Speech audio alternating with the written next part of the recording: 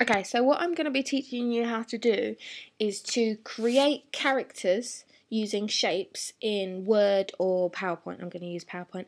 And then how to cut them out using Preview. Then to make the background invisible, import them into Final Cut Express, and then how to move them around using motion features in order to make an animation.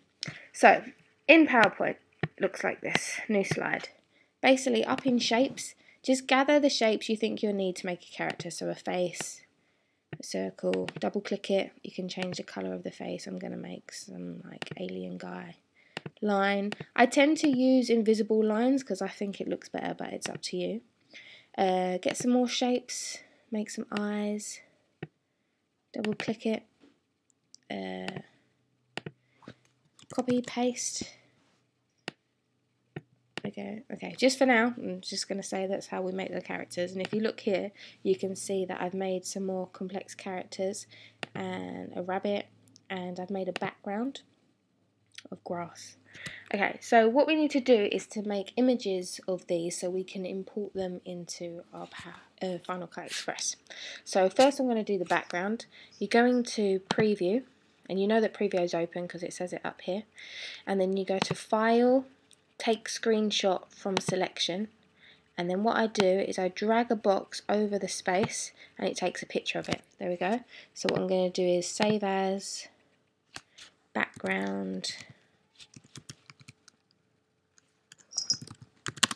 and you save it onto the desktop, or you save it into whatever folder you want to save it into. And then I need a picture of my characters. So my rabbit here, I go back into Preview, see it opens up here, go to File, take screenshot from selection, take a picture, and what's happened is it's taken a picture of the white bit as well, which we need to make invisible so that we can just see the image move around the backdrop. So if you go up here where it says select, you can use any of these tools to cut out space, but I'm going to use the instant alpha, and if you click in the white space and drag, it will turn red. And then you press delete on your keyboard and you can get rid of it. And I'm going to get rid of this little white bit here as well. There we go. So now I've got a rabbit with no backdrop. So I'm going to go File, Save As, and call this my rabbit. Done. Okay, we can get rid of that for now. PowerPoint, get rid of that. So then we open up Final Cut Express and create a new project, save as, and save it into your file. These are some images that I imported earlier. This is your bin where you put all the files that you haven't edited yet. So to put our pictures in there, we go to File, Import Files, and I've got background 1 and my rabbit. I'm going to pick those two, choose, and then you can see they're here inside your bin. Now we drag down our backdrop, there it is. And if you move the timeline, you can see the backdrop doesn't change, it just stays like that. And then I'll take my rabbit and I'll put that on the line above. Whatever you want to be in front goes on the line on top. Okay, now we move this on the timeline. You can see the rabbit is really big at the moment. So I'm going to double click it. It comes into this box here.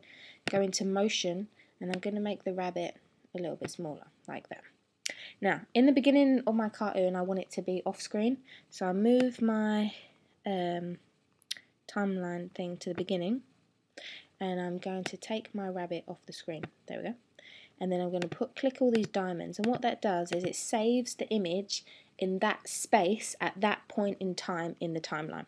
Okay, and then I'm going to move it forward a little bit, like that, and then I'm going to move my rabbit up, and then I'm going to click all these again.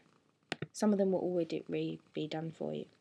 Then I'm going to move the timeline forward a bit more, and then I push it down like that, and then I click them all again. Move it forward a bit more, make it go up, click them all again.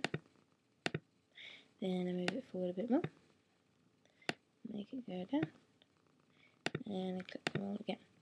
Okay, so what we've done now is we've taught in the timeline over that period of time, we've saved all these positions, and you can see this line here where we've told it to go.